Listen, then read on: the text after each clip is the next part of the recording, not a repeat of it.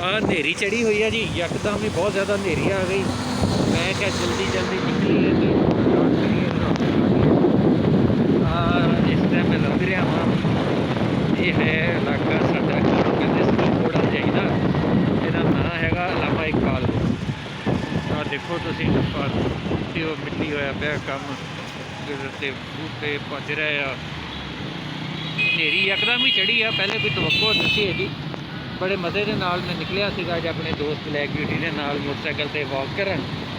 ਮੈਂ ਕਿਹਾ ਚੱਲ ਘੁੰਮ ਕੇ ਆਈਏ ਅਤੇ ਉਹ ਯਕਦਮ ਹੀ ਹਨੇਰੀ ਆ ਗਈ। ਹਾਲਾਂਕਿ ਸਵੇਰੇ ਬੜੀ ਸ਼ਦੀਦ ਗਰਮੀ ਸੀਗੀ, ਸ਼ਾਮੀ ਕੋਈ ਬੱਦਲ ਚੜ੍ਹੇ ਸੀਗੇ। ਅੱਛਾ ਬੱਦਲ ਚੜ੍ਹੇ ਸੀਗੇ ਥੋੜ੍ਹੇ ਜਿਹੇ ਨਾ, ਅਤੇ ਫਿਰ ਕਿ ਮੌਸਮ ਚੰਗਾ ਹੋਇਆ ਵਾ ਅਤੇ ਥੋੜ੍ਹਾ ਜਿਹਾ ਅਤੇ ਚੱਲਦੇ ਹਾਂ ਬਾਹਰ ਘੁੰਮ ਕੇ ਆਉਂਦੇ ਹਾਂ। ਇਹ ਤਾਂ ਗਲਤੀ ਕਰ ਬੈਠੇ ਯਾਰ, ਇਹਦੇ ਨਾਲ ਤਾਂ ਗੱਡੀ 'ਚ ਆ ਜਾਂਦਾ ਮੈਂ ਚੰਗਾ ਸੀ। ਅਤੇ ਆਹ ਦੇਖੋ ਯਾਰ ਜਲਦੀ ਭਜਾ, ਜਲਦੀ ਚੱਲੀਏ ਹੁਣ, ਬਹੁਤ ਮਿੱਟੀ ਉੱਡ ਰਹੀ ਹੈ ਅਤੇ ਮੇਰਾ ਤਾਂ ਹਾਲ ਖਰਾਬ ਹੋ ਰਿਹਾ। ਉਡਾ ਯਾਰ ਉਡਾ ਚੱਲ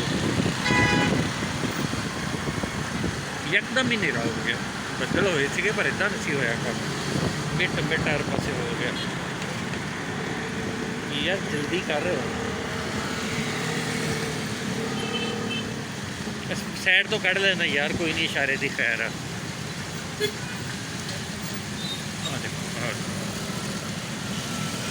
ਆਹ ਦੇਖੋ ਕਿਆ ਇੱਥੇ ਨਾ ਅੱਜ ਹਨੇਰੀ ਚੱਲ ਰਹੀ ਆ।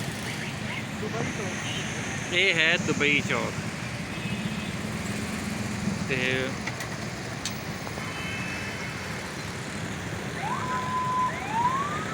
ਉਧਰਲੇ ਪਾਸੇ ਪਿੰਡ ਰੈਸਟੋਰੈਂਟ ਵੀ ਆ। ਵਾਹ ਵਾਹ ਕਿਆ ਇੱਥੇ ਸਾਡੀਆਂ ਹਨੇਰੀਆਂ ਵਾ, ਸਾਡੇ ਇੱਥੇ ਲਾਹੌਰ ਦੀਆਂ। ਚੱਲ ਯਾਰ ਇਸ਼ਾਰਾ ਖੁੱਲ ਗਿਆ ਮਾਮਾ।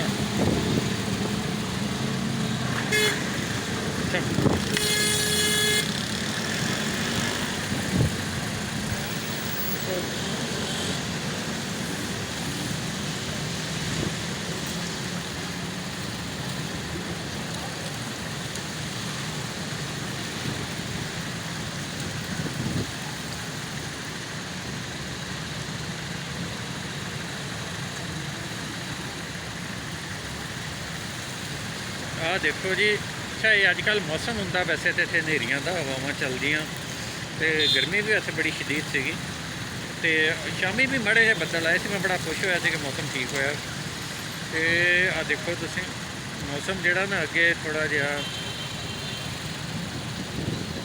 ਪੰਜਾਬ ਦੇ ਵਿੱਚ ਉੱਦਾਂ ਤਾਂ ਅਪ੍ਰੈਲ 'ਚ ਵੀ ਚੱਲਦੀਆਂ ਹਨੇਰੀਆਂ ਅਤੇ ਫਿਰ ਮਈ ਦੇ ਵਿੱਚ ਵੀ ਹਨੇਰੀਆਂ ਕਦੀ ਕਦੀ ਚੱਲ ਪੈਂਦੀਆਂ ਅਤੇ ਮਿੱਟੀ ਹੋ ਜਾਂਦੇ ਆ ਲੋਕ, ਬਾਂਦਰ ਬਣ ਜਾਂਦੇ ਆ ਮਿੱਟੀ ਦੇ ਨਾਲ। ਅਤੇ ਆਹ ਦੇਖੋ